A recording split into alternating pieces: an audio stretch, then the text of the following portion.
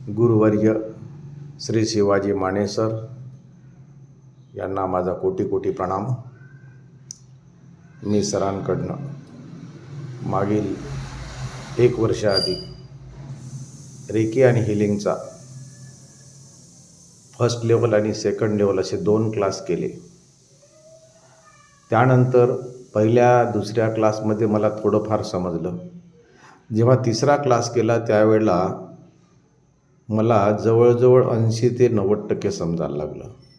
मी जेव्हा जेव्हा त्यांचा क्लास होतो तेव्हा मी रिपीट करतो आणि रिपीट केल्यामुळे काय होतं की त्यांच्यामुळे माझं ज्ञानात भर पडते, माझा आत्मविश्वास वाढतो आणि मी जे करतो ते सगळं बरोबर व्हायला लागतं.